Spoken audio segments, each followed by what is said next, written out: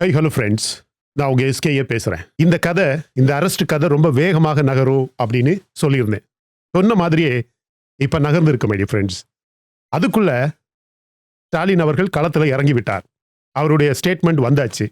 திமுக கட்சியின் மூத்த தலைவர்கள் ஒவ்வொருத்தரா சரன்னு பேச ஆரம்பிச்சிட்டாங்க. அது மட்டும் இல்ல, அரெஸ்ட் ஆகும்போது எடுத்த ஒரு வீடியோல அவருடைய சொந்த வாயிலேருந்து வந்த ஒரு வரி இப்ப தமிழகம் முழுவதுமாக வைரல் ஆகிட்டு இருக்கு. விளாத்திக்குளம் டிஎம்கே எம்எல்ஏ கட்சியை சார்ந்த ஒரு நிர்வாகி காசிராமன் அப்படிங்கிறவர் தான் இந்த ஸ்பீச்சை கேட்டதுமே போய் கம்ப்ளைண்ட் பண்றாரு. 3 பிஎன்எஸ் செக்ஷன்ஸ், அதாவது ஐபிசின்னு வச்சுக்கோங்களேன். பிஎன்எஸ்னா பழைய ஐபிசி தான், சரியா? அது பேர் மாறி ரொம்ப நாள் ஆச்சு. 2024ஆம் ஆண்டுல இருந்து ஐபிசி கிடையாது. ஐபிசி இப்போ பிஎன்எஸ் அப்படின்னு வச்சிருக்காங்க. அது என்னமோ ஒரு ஹிந்தி பேரு, பாரதியா நயாயா சன்ஹிதா அப்படின்னு நினைக்கிறேன். அப்படின்னு பேர் மாறிடுச்சு, அவ்வளவுதான். பட் கிரிமினல் இன்டிமிடேஷன், அவமதிப்பு, தவறான தகவல்களை பரப்புறது அப்படின்னு 3 செக்ஷன்ல இந்த மார்க்கண்டேயனை அரெஸ்ட் பண்ணாங்க. இன்னைக்கு அதிகாலையில வீட்டில இருந்து கைது பண்ணி அந்த வட்டாரத்தில் இருந்த சப்போர்ட்டர்ஸ், ஆண்கள் பெண்கள் எல்லாருமே தடுக்கிறதுக்கு முயற்சி செஞ்சாங்க, முடியல. இது தூத்துக்குடி மாவட்டத்திலேயே 2வது பெரிய டிஎம்கே எம்எல்ஏ அரெஸ்ட். இதுக்கு முன்னாடி அனிதா ராதாகிருஷ்ணன், அவரும் ஒரு டிஎம்கே எம்எல்ஏ. ஸோ இதுதான் இப்ப நடந்திருக்கிற ரீகேப். இதுவரைக்கும் நடந்திருக்கிற இந்த விஷயம் எல்லாமே உங்களுக்கு தெரியும், இன்னைக்கு தமிழ்நாடு முழுவதுமாக தெரியும். ஆனா இப்ப அப்டேட் என்னன்னா, அரெஸ்ட் நடக்கும்போது எடுக்கப்பட்ட வீடியோ ஒன்னு இப்ப வெளியே வந்திருக்கு. அதுல அவரே சொல்றது தெளிவாக கேக்குது. நான் ஒரு எம்எல்ஏ, சிட்டிங் எம்எல்ஏ, நீங்க சபாநாயகர் பெர்மிஷன் இல்லாம என்ன அரெஸ்ட் பண்ண முடியாது. ஏதோ ஒரு அந்த எஃப்ஐஆர் காப்பியை, ரிமாண்ட் காப்பியை அவர் படிச்சுக்கிட்டே, சம்மன் காப்பியை படிச்சுக்கிட்டே, படிக்கும் போதே போலீஸ்கிட்ட பேசுறாரு. ஸ்பீக்கர் பெர்மிஷன் இல்லாம என்ன நீங்க அரெஸ்ட் பண்ண முடியாது, ஏன்னா நான் ஒரு எம்எல்ஏ. போலீஸ் அவர் ரொம்ப சமாதானப்படுத்தி தான் ஃப்ரெண்ட்ஸ் கூட்டிட்டு போயிருக்காங்க. அதையும் நம்ம அந்த வீடியோல பார்க்க முடியுது. இப்ப ஒரு நிமிஷம் நீங்க நல்லா நின்று யோசிச்சு பாருங்க. இதை சொல்றவர் யாரு? இவர் ஒரு சாதாரண அரசியல்வாதி கிடையாது. மதுரையில லா காலேஜ்ல படிச்சு அட்வொகேட் ஆன ஒரு வக்கீல். இவருடைய மனைவியும் ஒரு அட்வொகேட். சட்டம் என்ன சொல்லுதுன்னு இவருக்கு கண்டிப்பா தெரிஞ்சிருக்கும். அப்படி தெரிஞ்ச ஒரு எம்எல்ஏ ஒரு போலீஸ் கிட்ட, நான் எம்எல்ஏ, நீங்க ஸ்பீக்கர் பெர்மிஷன் இல்லாம என்ன அரெஸ்ட் பண்ண முடியாது அப்படின்னு சொல்றது, அது சரியா? சட்டம் என்ன சொல்லுது தெரியுமா ஃப்ரெண்ட்ஸ்? கிரிமினல் கேஸ்ல ஒரு எம்எல்ஏவை அரெஸ்ட் பண்ண ஸ்பீக்கர் பெர்மிஷன் தேவையே கிடையாது. அது ஒரு செட்டில்டு பொசிஷன். சட்டசபை, அதாவது அசெம்பிளி பிரிவிலேஜ் என்பது சபைக்குள்ள பேசுறதுக்கு மட்டும்தான். அன்னைக்கு அசெம்பிளில ஒவ்வொருத்தரும் என்னென்ன பேச்சுக்களோ பேசுறாங்க. அவைக்குள்ளாடி, அசெம்பிளிக்குள்ளாடி, சட்டசபைக்குள்ளாடி வேட்டியை இழுத்தவங்க, சாரியை இழுத்தவங்க, சட்டையை இழுத்தவங்க, முடியை இழுத்தவங்க அப்படின்னு நிறைய விஷயங்கள் தமிழ்நாட்டிலேயே நடந்திருக்கு. அதுதான் அசெம்பிளி பிரிவிலேஜ். அசெம்பிளிக்குள்ளாடி என்ன வேணும்னாலும் பேசிக்க. ஒரு எம்எல்ஏ அப்படிங்கிற முறையில உனக்கு ஒரு கவரேஜ் இருக்கு. சபைக்கு வெளியே கிரிமினல் கேஸ்னா எம்எல்ஏவும் ஒரு சாதாரண மனிதனும் ஒரு குடிமகன் தான், 2 பேருமே சமம். போலீஸ் பண்ண வேண்டியது ஒண்ணே ஒண்ணு, ஸ்பீக்கருக்கு ஒரு எம்எல்ஏங்கிற முறையில தகவல் சொல்லணும். சபாநாயகருக்கு ஒரு ஃபோன் பண்ணி ஒரு இன்டிமேஷன் கொடுக்கணும். கன்ஃபர்மேஷன் எல்லாம் தேவையில்லை, பெர்மிஷன் எல்லாம் தேவையில்லை. இது சாதாரண ஒரு வார்னிங் கேஸ் கிடையாது, இது ஒரு கிரிமினல் கேஸ். சோ ஒரு எல்எல்பி ஃபர்ஸ்ட் இயர் ஸ்டூடெண்ட்டுக்கே தெரிஞ்ச விஷயம் இது. அப்போ 25 வருடமாக பிராக்டிஸ் பண்ணக்கூடிய ஒரு வக்கீலுக்கு தெரியாதா? கண்டிப்பாக அவருக்கு தெரியும் ஃப்ரெண்ட்ஸ். தெரிஞ்சும் ஏன் அவர் கேமரா முன்னாடி அப்படி சொல்றாரு பாத்தீங்களா? தன்னுடைய சப்போர்ட்டர்ஸ்க்கு, டிஎம்கே சப்போர்ட்டர்ஸ்க்கு ஒரு செய்தி அனுப்பணும் பாத்தீங்களா? இதுல இருந்து ஒண்ணு தெளிவா புரியுது ஃப்ரெண்ட்ஸ். இந்த கேஸ் இன்னைக்கு தமிழ்நாட்டுல கோர்ட்ல மட்டும் நடக்க போறது இல்ல, பப்ளிக் ஒப்பீனியன் அப்படிங்கிற கோர்ட்லயும் இந்த கேஸ் இன்னைக்கு ஆரம்பிச்சிருச்சு. இந்த ஃபுல் பேஜோட கான்டெக்ஸ்ட் இப்ப வெளியே வந்திருக்கு மை டியர் ஃப்ரெண்ட்ஸ். அதுதான் ரொம்ப முக்கியம். ஏன்னா கான்டெக்ஸ்ட் இல்லாம எதையுமே நாம ஜட்ஜ் பண்ணக்கூடாது. என்ன நடந்துச்சு? சட்டசபையில முதல்வர் விஜய் அவர்கள் ஒரு ரிமார்க் சொல்லியிருந்தார், நான் அப்பாவை தேடிக்கிட்டு இருக்கேன் அப்படின்னு. ஃபர்ஸ்ட் ஆஃப் ஆல், இந்த எலெக்ஷன் முடிஞ்சு எடப்பாடி பழனிசாமியும் சரி, ஸ்டாலினும் சரி, இவங்க 2 பேரும் 2 திராவிட கட்சியை சேர்ந்தவர்களும், ஒரு சின்ன பையன் 51 வயசு, நம்ம உட்கார்ந்த சீட்ல இவன் உட்கார்றானே, அண்ணாதுரை, கருணாநிதி, எம்ஜிஆர், ஜெயலலிதா, ஸ்டாலின், எடப்பாடி எல்லாம் ஒண்ணும் கிடையாது. விஜய் சாதிச்சதுக்கு, வாழ்க்கையில விஜய் சாதிச்சதுக்கு உழைத்து கஷ்டப்பட்டு நெற்றி வேர்வை நிலத்துல செஞ்சு உழைச்சு பணத்து சாப்பிட்ற சாப்பாடுக்கும் இன்னைக்கு எடப்பாடி பழனிசாமி சாப்பிட்ற சாப்பாடுக்கும் 2க்கும் நிறைய வித்தியாசம். சிஎம் விஜய் சாப்பிட்றது சாப்பாடு, எடப்பாடி பழனி சாப்பிட்றது என்னமோ ஒண்ணு. சரி, இவரு அந்த எலெக்ஷன் முடிஞ்சதுல இருந்தே இவங்க 2 பேருக்கும் அப்படியே தீ குமுறுற மாதிரி பொறாம. அதாவது தன்னுடைய உயிரையே மாச்சிக்கலாமோ, ஒருவேளை போயிருக்கலாம், சொல்ல முடியாது. ஏதாவது பயன்படுத்தி தன்னுடைய உயிரையே மாச்சிக்கலாமோ, அந்த அளவுக்கு பிரஷர், டிப்ரெஷன் ஆகி, அந்த அளவுக்கு பொறாம, அந்த அளவுக்கு கடுமையான ஃபீலிங்ஸ். அதுதான் நம்பர் 1. 2வது, சட்டசபையில முதல்வர் விஜய் அவர்கள் ஒரு ரிமார்க் விட்டிருந்தார், அப்பாவை தேடிக்கிட்டு இருக்கேன் அப்படின்னு. அது ஸ்டாலின் அவர்களுடைய கொளத்தூர் தோல்வியை குறித்து ஒரு டிக்கா, ஒரு குழிய தோண்ட மாதிரி அரசியல் வட்டாரத்தில் பார்க்கப்பட்டது. அதுக்கு பதில் தான் அப்புறம் கரூர்ல பேசினது. என்னது? சட்டசபையில வந்தா இவங்க உடனடியாக நான் பேச வாயை திறந்தாலே இவனுங்க வெளிநடப்பு செஞ்சிடறானுங்க. அதாவது நான் சட்டசபையில பேசுறேன், ஒரு 5 நிமிஷம் பேசுறேன், 10 நிமிஷம் பேசுறேன், ஒரு 1/2 hour பேசுறேன், இல்லைன்னா ஒரு நாள் பேசுறேன், ஒரு 2 மாசம் பேசுறேன். இப்படி தொடர்ந்து பேசும்போது உங்களுக்கு ஏதோ ஒரு கருத்து, ஐயோ இது என்ன இவர் எப்போ இப்படிதான் பேசிக்கிட்டு இருக்கிறாரு அப்படின்னு வெளிநடப்பு செய்யறது வேற. பேச்சு பேசி 5 நிமிஷத்திலேயே நீங்க எல்லாம் வெளியே கிளம்பிட்டீங்க அப்படிங்கிறத கரூர் மேடையில் அவர் வந்து நான் சொல்லல, ஒரு வீடியோல ஒரு நண்பர் சொல்றாரு, இப்படி இவங்க நடக்கிறதா இருந்தா சட்டசபை கதவு எல்லாத்தையும் இழுத்து மூடுங்க அப்படின்னு சொல்றாருன்னு ஒரு பேச்சு வந்தது மை டியர் ஃப்ரெண்ட்ஸ். அதுக்கு பதில் தான் கோவில்பட்டு மேடையில் வந்ததாக சொல்லப்படுகிறது. அவர் என்ன சொல்றாரு, அந்த ஸ்பீச்சை நீங்க பார்த்தா உங்களுக்கு கிளியரா தெரியும். எஃப்ஐஆர்லையும் ரிப்போர்ட்லையும் இருக்கிற வார்த்தைகள் என்ன சொல்லியிருக்காரு தெரியுமா? வெக்கங்கெட்ட முதல்வர், சட்டசபையில் ஒன்றை நாங்க கவனிச்சுக்கிறோம், சட்டசபையை பூட்டுவான்னு சொன்னல, பூட்டுனா உன்னுடைய எலும்பு நொறுங்கும், நீ பூட்டி பாரு. இந்த வகையில நான் மறுபடியும் சொல்றேன், இது அலெஜ்டு அல்லது இது வந்து ஏதோ சந்தேகபூர்வமான ஒரு வீடியோ கிடையாது. இது வீடியோலையும் அப்படியே தான் இருக்கு, எஃப்ஐஆர்லையும் அப்படித்தான் இருக்கு. இது ஒரு மாநிலத்தின் முதல்வர் பல கோடி மக்களாக வரிசையில் நின்று போலிங் பூத்துக்கு வந்து விசில் சின்னத்துல குத்தி இவர் தான் எங்களுடைய முதல்வர் அப்படின்னு செலக்ட் பண்ண ஒரு முதலமைச்சரை நீ சட்டசபையில வந்து பாரு, உன்னுடைய எலும்பை நான் உடைப்பேன் அப்படின்னு சொல்றது எப்படிங்க ஜனநாயகம்? சட்டசபையை பூட்டுனா உன்னுடைய எலும்பு நொறுங்கும். இது கிரிட்டிசிசமா? இது கிரிட்டிசைஸ் பண்றதா? இது உடல் ரீதியான விளைவை ஏற்படுத்துவேன் அப்படின்னு சொல்ற ஒரு வார்த்தை. உடல் ரீதியாக ஒருத்தனுடைய எலும்பை துண்டு துண்டா உடைச்சோம்னா அவன் உயிரோட இருப்பானா? அதுவும் சட்டசபை மாதிரி ஒரு ரூமுக்குள்ளாடி 49 பேர் சேர்ந்து ஒரு ஆளை அடிச்சு அவருடைய எலும்பை உடைப்பேன் அப்படின்னு சொல்றீங்க. அப்படின்னா என்ன அர்த்தம்? இது உடல் ரீதியாக விளைவை ஏற்படுத்தக்கூடிய ஒரு வார்த்தை. பிசிக்கல் த்ரெட்டோட தொனி கூட இல்ல. எஃப்ஐஆர்ல இது தொனின்னு சொல்றாங்க. என்னால் ஏத்துக்கவே முடியல ஃப்ரெண்ட்ஸ். கண்டிப்பா சொல்றேன், அந்த எஃப்ஐஆர் பதிவு பண்ண ஒரு இன்ஸ்பெக்டரோ சப் இன்ஸ்பெக்டரோ யாரோ ஒரு காவலாளி, respected policeman must be either a DMK guy or a ADMK guy. உண்மையாகவே நான் சொல்றேன், இது மிரட்டல் தொனி அப்படின்னு எஃப்ஐஆர்ல போடுறது எந்த விதத்துல நியாயம்னு எனக்கு புரியவே இல்லை. இதை நீங்க பார்க்கும்போது உங்க எல்லாருக்குமே ஒரு கேள்வி வரும், அப்ப இந்த அரெஸ்ட் ஒருவேளை சரிதானா அல்லனா தவறா அப்படின்னு. இங்க பாருங்க, நீங்க பல ரியாக்ஷன்ஸை பார்த்துக்கிட்டு இப்படி ஒரு கேள்விக்கு நீங்க வர்றீங்க, உங்க மனசுக்கு ஒரு கேள்வி வருது. சரி ஃப்ரெண்ட்ஸ், இப்ப ரியாக்ஷன்ஸ் எப்படி வருதுன்னு பாருங்க. இன்னைக்கு அரெஸ்ட்டை விட இப்ப திமுக கட்சியில் இருந்தும் இந்த பிராடர் சென்ஸ் வரக்கூடிய ரியாக்ஷன்ஸ் தான் ரொம்ப இன்ட்ரெஸ்டிங். வார்த்தைகளை மட்டும் பார்க்காதீங்க, வார்த்தைகளுக்கு பின்னாடி இருக்கக்கூடிய கணக்கையும் நீங்க பார்க்கணும். முதல்ல ஸ்டாலின் அவர்கள் லண்டன்ல இருந்து வந்தது வராதமா தன்னுடைய எக்ஸ் பிளாட்ஃபார்ம்ல என்ன சொல்றாரு? காட்டுமிராண்டித்தனமான கைது. இந்த ஒரு சென்டென்ஸை எடுத்துக்குங்க, காட்டுமிராண்டித்தனமான கைது. அவர் பண்ணது காட்டுமிராண்டித்தனம் கிடையாதா? நல்ல தலைவர்னா எப்பவுமே who is a good leader? What is the best quality of a leader? What is leadership? அரசியல்னா அசிங்கத்தை பண்றது மட்டும் தான் அரசியலா? நல்லது பண்ண முடியாத அரசியலை பயன்படுத்தி உலகத்தில் இதுவரைக்கும் பல நாடுகள்ல எவ்வளவோ பெரிய Martin Luther king, Abraham Lincoln, Winston Churchill, இப்படி ஒவ்வொரு உலகத்தையும் நம்ம தமிழ்நாட்டிலேயே 1000 பேர் இருக்காங்க. அதெல்லாம் நமக்கு தெரிஞ்ச கதை, அதனால அதையே திரும்ப சொல்ல வேண்டியதில்லை. ஏன் காமராஜர் அரசியல்னா அசிங்கத்தை மட்டும் தான் செய்ய முடியுமா? நல்ல விஷயம் செய்ய முடியாதா? தன்னுடைய எக்ஸ் பிளாட்ஃபார்ம்ல அவர் சொல்லக்கூடிய ஒவ்வொரு வார்த்தைகளையும் பாருங்க. ஸ்டாலின் அவர்கள் இவர் ஒரு நல்ல லீடர்னு அவரையே ட்ரை பண்ணி எஸ்டாப்ளிஷ் பண்ண பல வருடங்களாக ட்ரை பண்றார். He is not a good leader at all. Stalin is not a leader. He doesn't have a 1% of quality of a leadership. அவர் சொல்றாரு காட்டுமிராண்டித்தனமான கைதி. தாவேக அரசு ஜனநாயக விழுமியங்கள் இல்லாம செயல்படுது அப்படின்னு சொல்றாரு. அரசோட பிரச்சனைகளிலிருந்து கவனத்தை திசை திருப்ப அரசுகளை யூஸ் பண்றாங்க. ஜென்சியா, அவருடைய லாங்குவேஜ் டோனை பாருங்க, ஜென்சியா. முன்னாள் அமைச்சர்கள், எம்எல்ஏக்கள், சோசியல் மீடியா சப்போர்ட்டர்ஸ் எல்லாம் டார்கெட் பண்றாங்க. ஜனநாயக வழியில பாடம் கத்து கொடுப்போம், உடனே விடுதலை பண்ணணும். இதுதான் அவருடைய ஸ்டேட்மெண்ட்டுடைய சாராம்சம் மை டியர் ஃப்ரெண்ட்ஸ்.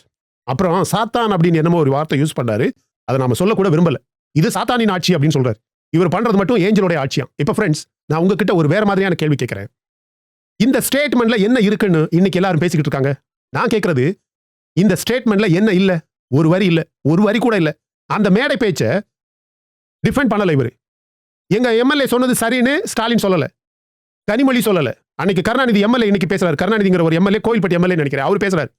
அவரும் சொல்லல, இளங்கோவனும் சொல்லல. டிஎம்கேல இருக்கிற ஒருத்தர் கூட அந்த வார்த்தைகளுக்கு பின்னாடி நிக்கல. ஆனா எல்லாருமே அரஸ்ட தாக்குறாங்க.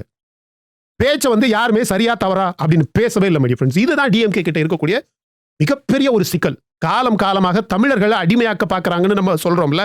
இன்னைக்கு எல்லாரும் சொல்லுவாங்க, என்ன எல்லாருமே ஆவுனா டிஎம்கே தமிழ்நாட்டில் என்ன தவறு நடந்தாலும் டிஎம்கேன்னு சொல்றீங்க அப்படின்னு கேட்கறாங்கல்ல.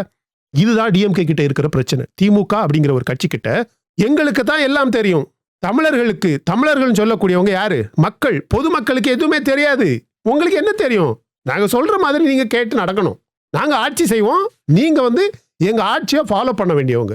ஏன்னா உங்களுக்கு தான் எதுவும் தெரியாதுல்ல. This is the biggest blunder that DMK has been doing in this state. இன்னைக்கு சேஞ்ச் வேணும் என்ன மாதிரி உங்களை மாதிரி பல கோடி மக்கள் அப்படியே கதறி கையை தூக்குறாங்க. அதுக்கு காரணம் வந்து இவங்க மக்களை இந்த கொத்தடிமையாக வைத்துக் கொள்ள வேண்டும் அப்படிங்கிற ஒரு ஆம்பிஷன்ஸ்ல காலமாக அதைத்தான் அரசியலும் ஆட்சியும்னு நினைக்கிறாங்கல்ல. யோசிங்க ஃப்ரெண்ட்ஸ், உங்க வீட்டுல ஒருத்தர் பண்ணுது சரிதான்னா நீங்க அதை டிஃபெண்ட் பண்ணுவீங்களா மாட்டீங்களா? உங்க வீட்டுல ஒருத்தர் ஒரு விஷயம் பண்ணியிருக்காரு, அதை 4 பேர் உங்களை சுத்தி இருக்கவங்க ஏன் உங்க பையன் இப்படி பண்ணிட்டாங்க அல்லது உங்க ஹஸ்பண்ட் இப்படி பண்ணிட்டாங்க, ஏன் உங்க பொண்ணு இப்படி பண்ணிடுச்சு அப்படின்னு சொன்னா நீங்க அதை டிஃபெண்ட் பண்ணுவீங்க. டிஃபெண்ட் பண்ண முடியாதப்பதான் டாபிக்கே மாத்துவீங்க. அவர் என்ன சொன்னாருங்கிறதுல இருந்து எப்படி அரெஸ்ட் பண்ணாங்கிறதுக்கு தான் இன்னைக்கு கான்வர்சேஷன் இவங்க நகர்த்துறாங்க. அதுதான் இங்க தமிழ்நாட்டுல காலம் காலமாக நடத்துது. இன்னைக்கு தாவேக்கா அரசு இவன் ஒரு எம்எல்ஏ அல்லது ஒரு நபர், ஒரு தொண்டன், ஒரு நிர்வாகி, தாவேக்கா நிர்வாகி தப்பு பண்ணா அப்படின்னா உடனே அவன் என்ன பண்ணா, அவனை எப்படி மாத்தலாம், கட்சியை விட்டு நீக்கலாமா, அரெஸ்ட் பண்ணலாம், அப்படி யோசிக்கிறாங்க. ஆனா இவனுங்க கண்ணுக்கு முன்னாடி தப்பா நடந்தாலும் அதை ஒரு பக்கமா ஒதுக்கி வச்சுக்கிட்டு ஏன் அப்படி பேசுனீங்க, நீங்க ஏன் அப்படி அரெஸ்ட் பண்றீங்க அப்படிதான். So they don't want to defend but they want to deviate. அது சரியா தப்பா அப்படிங்கிறது பேச்சுக்கே வர்றதில்லை, அந்த ரிங்குக்கே வர்றதில்லை. மாறாக அதை எப்படி நீங்க அரெஸ்ட் பண்ணலாம், அதுதான் இங்க நடக்குது. இது நான் சொல்ற இன்டர்பிரேஷன் கிடையாது மை டியர் ஃப்ரெண்ட்ஸ். இது அவங்க ஸ்டேட்மெண்ட்லயே இருக்கக்கூடிய மிகப்பெரிய ஒரு வெற்றிடம். நீங்களே போய் படிச்சு பாருங்க. நீங்க பாருங்க, அடுத்தது கோயில்பட்டி எம்எல்ஏ அந்த கருணாநிதினு ஒருத்தர் இருக்கிறார். அவர் காலையிலேயே பேசிட்டாரு. என்ன சொல்றாரு, திஸ் இஸ் அத்தாரிட்டேரியனிசம் அப்படின்னு சொல்றாரு. பேச்சுரிமைக்கு எதிரானது எது, இந்த அரெஸ்ட், தற்செயலா வந்த வார்த்தைகள் அப்படின்னு சொல்றாரு. ஒரு தேங்க்ஸ் கிவிங் மீட்டிங்ல, ஒரு நன்றி கொடுக்கக்கூடிய மீட்டிங்ல ஒருத்தர் பேசுறது தற்செயலா வந்த வார்த்தை அப்படின்னு. அது அவர் சொல்றதுல ஒரு வரி என் காதுல ரொம்ப ஸ்ட்ராங்கா நிக்குது ஃப்ரெண்ட்ஸ். சட்டம் நியாயமா இல்லைன்னா மக்கள் சட்டத்தை மீற வேண்டிய நிலை இந்த அரசுக்கு உருவாகிடும். எவ்வளவு பெரிய த்ரெட் தெரியுமா? இவருடைய த்ரெட்டுக்கு தாவேக்கா கட்சியை சார்ந்தவர்களோ சிஎம் விஜய் அவர்களை மனசார நேசிக்கிற மக்களோ, ஆண்களோ, பெண்களோ, இவருக்கும் இவரை சார்ந்தவர்களுக்கும் இது மாதிரி ஒரு த்ரெட் கொடுத்தா தமிழ்நாட்டில் எவ்வளவு பெரிய சட்ட ஒழுங்கு பிரச்சனை வரும் தெரியுமா? எவ்வளவு பெரிய வயலன்ஸ் வரும் தெரியுமா? ஒருத்தர் வந்து சிஎம் விஜய் அவர்களை தவறாக கொலை மிரட்டல் கொடுத்து பேச்சு கொடுத்திருக்காரு, அவர் அரெஸ்ட் பண்ணிட்டு போயிருக்காங்க. அதுக்கு ஒரு டிஎம்கே கட்சியை சார்ந்த ஒரு எம்எல்ஏ பேசுறாரு, சட்டம் நியாயமாக இல்லைன்னா மக்கள் சட்டத்தை மீற வேண்டிய நிலை இந்த அரசே உருவாக்கிவிடும். என்ன சொல்றாரு, சட்ட ஒழுங்கை நாங்க சீரழிப்போம் அப்படின்னு அவரே த்ரெட் கொடுக்குறாரு. என்ன கேட்டா முறைப்படி இவரையும் அரெஸ்ட் பண்ணணும், எல்லாமே சரியா நடக்குது அப்படின்னு தமிழ்நாட்டில் ஒரு பிம்பம் உருவாகணும்னா முறைப்படி இவரையும் அரெஸ்ட் பண்ணணும். என்ன சொல்றாரு, மக்கள் சட்டத்தை மீற வேண்டிய நிலை வரும்னா யார சொல்றாரு? தெருவில் வந்து இவங்க அருவா எடுத்துட்டு வந்து வெட்டுவான்னு சொல்றாரு இவரு. அதுதான் அவருடைய சொல்ல வார்த்தையில் உள்ள அர்த்தம். சட்டம் நியாயமா இல்லைன்னா நாங்க சட்டத்தை மீறுவோம். என்ன சொல்றாரு, வயலன்ஸ் உருவாக்குங்கிறாரு. திமுக கட்சியில் உள்ளவங்க கூட்டம் கூட்டமாக வந்து தெருவில் வந்து வரவன் போறவனே அடிப்போன்னு சொல்றாரு, எலும்புகளை உண்மையிலே உடைப்போன்னு சொல்றாரு. நீ பாருங்க ஒரு நிமிஷம், ஒரு சிட்டிங் எம்எல்ஏ ஒரு சட்டத்தை இயற்ற வேண்டிய சபையில் உட்கார்ந்து இருக்கிற ஒருத்தர் மக்கள் சட்டத்தை மீறுவாங்கன்னு பேசுறாரு. எப்படிப்பட்ட சூழ்நிலையில? மிரட்டல் பேச்சுக்கு ஒரு அரெஸ்ட் நடந்த அதே நாள்ல இது அவருடைய ஃப்ரஸ்ட்ரேஷனா இருக்கலாம், ஒத்துக்கிறேன். அதுக்கும் ஒரு எல்லை கோடு இருக்கா இல்லையா? நான் சொன்ன அந்த கிரிட்டிசிசமும் த்ரெட்டுக்கு இடையில ஒரு லைன் இருக்குன்னு சொன்னல, டெமோக்ராட்டிக், ஒரு டெமோக்ரஸி லைன், ஒரு ஜனநாயக கோடு. இவர் அந்த கோடை மெயின்டைன் பண்றாரா? ஒருத்தன் கொலை மிரட்டல் பேச்சுக்கு, அவன் கொடுத்த கொலை மிரட்டல் பேச்சுக்கு ஒரு அரெஸ்ட் நடந்திருக்கு, அது அவனுடைய ஃப்ரஸ்ட்ரேஷன், இது உன்னுடைய ஃப்ரஸ்ட்ரேஷன். பட் அதுலயும் ஒரு எல்லை கோடு இருக்கணும்ல, பேச்சுக்கு ஒரு எல்லை கோடு வேண்டுமா வேண்டாமா? இன்னைக்கு இந்த வரிக்கு கூட ஆக்ஷன் இருந்திருக்கணும், ஆக்ஷன் இல்ல. நாளைக்கு இதே வரி இன்னொரு மேடையில இன்னும் கொஞ்சம் கடுமையாக வந்தா இப்படி இவங்க பேசிக்கிட்டே இருப்பாங்க. தமிழ்நாட்டு மக்கள் இவங்களுடைய இந்த அரசியல், அசிங்கமான அரசியல்ல, இந்த ஸ்பைரல்ல சுத்தி சொல்லிக்கிட்டே இருக்கணும் ஃப்ரெண்ட்ஸ். இப்போ ஃப்ரெண்ட்ஸ், இன்னைக்கூட மிக இன்ட்ரெஸ்டிங் ரியாக்ஷன். கனிமொழி எடுத்த உடனே ஒரு பேச்சை போட்டாங்க. ஒரு பெண் அரசியல்வாதி ஒருத்தன் ஒரு out of culture, out of civilized mind செட்ல பேசுறான், அதை கண்டிக்கல. அதுக்கடுத்தது ஒரு கட்சி தலைவரே, காலம் காலமாக நாங்கள் தமிழ்நாட்டை ஆளக்கூடியவங்க அப்படின்னு சொல்லக்கூடிய ஒரு தலைவரே ஒரு கருத்தை வெளியிடுறாரு, அதுலயும் கண்டிக்கல. அடுத்தது இந்த எம்எல்ஏ, இந்த கருணாநிதிங்கிற எம்எல்ஏ மக்கள் தெருவுக்கு வருவாங்க, நாங்க சட்ட ஒழுங்கை மீறுவோம்னு சொல்றாரு, அதுக்கும் யாரும் அதை எதுவும் கேட்கல. வருஷம் 2021 தமிழகத்துல டிஎம்கே ஆட்சி. முதல்வர் யாரு? ஒரு archangel, chief minister Stalin. Kishore K சுவாமிங்கிற ஒரு சோஷியல் மீடியா கமெண்டேட்டர், உங்க எல்லாருக்குமே தெரியும் நினைக்கிறேன். கிஷோர் கே சுவாமி ஏடிஎம்கே பிஜேபி சார்பாக பொதுவாகவே இவரு பேசக்கூடிய ஒரு ஆளு, நீங்க பார்த்துருப்பீங்க. கொஞ்சம் சட்டையரா பேசுவார் எப்பவுமே கிஷோர் கே சுவாமி. சென்னை மலையை பற்றி முதல்வர் ஸ்டாலின் அவர்களை டீமீன் பண்ற மாதிரி ஒரு ட்வீட் போட்டார். என்ன நடந்துச்சு தெரியுமா? சென்னை சென்ட்ரல் கிரைம் பிரான்ச்சுடைய சைபர் கிரைம் விங் புதுச்சேரி வரைக்கும் போய் அவரை பிடிச்சு அரெஸ்ட் பண்ணாங்க. அவர் மேல போட்ட செக்ஷன்ஸ் என்ன தெரியுமா? அப்ப ஐபிசி தான் இருந்துச்சு, அப்ப பிஎன்எஸ் கிடையாது, அப்ப ஐபிசி தான். IPC sections provocation, public fear. ஒரு நிமிஷம் நீங்க கொஞ்சம் பாஸ் பண்ணி இதை நல்லா யோசிச்சு பாருங்க ஃப்ரெண்ட்ஸ். ஏற்கனவே நம்ம வீடியோக்கள் பெரிய வீடியோக்கள் தான், புரியுது. அவர் ஒரு எம்எல்ஏ கிடையாது, அவர் ஒரு அமைச்சர் கிடையாது, அவர் ஒரு மேடையில பேசல, ஒரு கூட்டத்தில் மிரட்டல, ஒரே ஒரு ட்வீட்.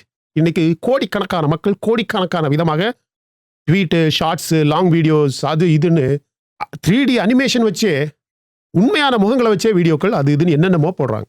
ஒரே ஒரு ட்வீட்டுக்காக வேற ஒரு யூனியன் டெரிட்டரிக்கு போய் வேற ஒரு யூனியன் டெரிட்டரியிலேருந்து தூக்கிட்டு வந்தாங்க. அப்ப அரசு நடத்தினது யாரு? இன்னைக்கு ஒரு ஒரு ஒரு லைஃப் த்ரெட்டுக்காக அரெஸ்ட் பண்றாங்க. ஜனநாயகம் செத்துடுச்சுன்னு ஸ்டேட்மெண்ட் போடுறாங்களே, இதே இந்த தலைவர் தான். தலைவர்னு சொல்லவே முடியாது. he doesn't have a 0.1% of leadership quality. இதே இவர் தான் வேற ஒரு யூனியன் டெரிட்டரிக்கு போய் அங்கேருந்து அரெஸ்ட் பண்ணி கொண்டு வந்தாங்க. போட்ட செக்ஷன்ஸ் எல்லாம் பாருங்க. இப்ப கம்பேர் பண்ணுங்க ஃப்ரெண்ட்ஸ். அன்னைக்கு ஒரு குடிமகன், ஒரு ட்வீட், ஒரு அரெஸ்ட். டிஎம்கே சொன்னது சட்டப்படி நடவடிக்கை. இன்னைக்கு ஒரு எம்எல்ஏ மேடையில எலும்ப நொறுக்கி போடுவேன், நீ வா பாப்போம் சட்டமன்றத்துக்கு அப்படின்னு, அதுவும் யாரை பார்த்து? ஒரு சீஃப் மினிஸ்டரை பார்த்து அல்லர்ஜிடு வார்த்தைகள். ஒரு மூத்த பெண் அரசியல்வாதி, அதுவும் கலைஞர் கருணாநிதி அவர்களின் ஆசையான ஒரு மகள், ஒரு பெண் அரசியல்வாதிங்கிற முறையில அந்த எம்எல்ஏ பேசினது அந்த தம்பிய, அந்த சீஃப் மினிஸ்டரை, ஒரு புதிதாக ஆட்சிக்கு வந்த ஒரு நல்ல பையனை, அவன் திரைப்படத்து வாழ்க்கையில சாதிச்சதெல்லாம் போய் இன்னைக்கு மக்களுக்காக வந்து ஆட்சி செய்யக்கூடிய அந்த தம்பிய ஒரு எம்எல்ஏ இப்படி பேசக்கூடாது அப்படின்னு ஒரு வார்த்தை கூட அந்த கனிமொழி அக்கா பேசாதது உண்மையிலேயே மனசுக்கு ரொம்ப பாரமான கனமான விஷயமா இருக்கு. இன்னைக்கு டிஎம்கே சொல்றது இது ஜனநாயக படுகொலை. இந்த ரெண்டையுமே ஒரே ஃப்ரேமில் வச்சு பார்த்தா ஒரே ஒரு விஷயம் நல்ல தெளிவாக புரியும். இங்க யாருக்கும் ஃப்ரீ ஸ்பீச் அப்படிங்கிற பிரின்சிபல் கிடையாது. அதிகாரத்திலும் எதிர்கட்சியில் இருக்கும்போது இன்னொரு சட்டம். இது டிஎம்கே மட்டும் கிடையாது. இந்த மாநிலத்தில் ஆட்சி பண்ண எல்லா கட்சிக்கும் நான் சொல்லக்கூடிய இந்த வரலாறு பொருந்தும். தாவேகாவுக்கும் இது பொருந்துமா அப்படிங்கிறது காலம்தான் பதில் சொல்லும். அதிகாரம் மாறும்போது ஒவ்வொரு தடவையும் இவர்களுடைய பாணி மாறுது. இதே நாடகம் ரோல்ஸ் மட்டும்தான் ஸ்வாப் ஆகுது. இவங்களுடைய கேரக்டர் ரோல்ஸ் மட்டும்தான் ஸ்வாப் ஆகுது. ஆனா இவங்க போடக்கூடிய நாடகம் சேம். இன்னைக்கு கத்துறவங்க அன்னைக்கு அமைதியா இருந்தாங்க, அன்னைக்கு கத்துனவங்க இன்னைக்கு அமைதியா இருக்காங்க. வசதிக்கு ஏற்ற மாதிரி ஜனநாயகம் my dear friends. Democracy for their own convenience. Convenient குடிமகன் அப்படிங்கிற பேர்ல ஒரு தலைவரை நான் வந்து தேர்ந்தெடுத்து இதுதான் என்னுடைய தலைவர் அப்படின்னு 5 வருஷம் அந்த தலைவருடைய சாதனைகளை பார்க்கணும்னு வெயிட் பண்ணிட்டு இருக்க ஒரு சாதாரண குடிமகனுக்கு இருக்கக்கூடிய எண்ணம், அந்த எமோஷன், அரெஸ்ட் பண்ணது 100% கரெக்ட். இது திமுக கட்சியில இப்ப இது ஒரு பேட்டர்ன். அடுத்த அசம்பிளி செஷன்ல 2 பேரும் இந்த 2 அரெஸ்ட் வச்சுதான் டிஎம்கே மொத்த சட்டசபையை ஓடும். பார்த்துக்குங்க. வாக் அவுட் நடக்கும், பிளக்கார்ட்ஸ் தூக்கிட்டு வருவானுங்க. ஏதோ ஒரு இப்போ ஒரு புது டிசைன்லாம் ஆரம்பிச்சிருக்காங்க. எவனோ ஒரு ஃபிளக்ஸ் டிசைனர் நல்லா கிடைச்சிருக்கிறான், ஏர்போர்ட்டுக்கும் தூக்கிட்டு போறானுங்க, சட்டசபைக்கும் தூக்கிட்டு வர்றானுங்க. வாக் அவுட் நடக்கும், பிளக்கார்ட்ஸ் நடக்கும், சர்வாதிகாரம் அப்படிங்கிற கோஷங்கள்லாம் போடுவாங்க. எல்லாம் இப்போ ரெடி ஆகிட்டு இருக்கும். நான் எப்பவும் கேட்குற அதே கேள்வி தான் மறுபடியும் கேட்பேன். எத்தனை சீட் வாங்கினா இவனு எல்லாம் எதிர்கட்சின்னு சொல்லலாம்? சீட் எண்ணிக்கையை பார்க்கக்கூடாது, செயல்பாடு தான் எதிர்கட்சியை டிஃபைன் பண்ணணும். டேட்டா வச்சு அரசை நிற்க வைக்கிறது தான் எதிர்கட்சி. மேடையில் எலும்பு பேச்சு பேசுறது எதிர்கட்சி கிடையாது.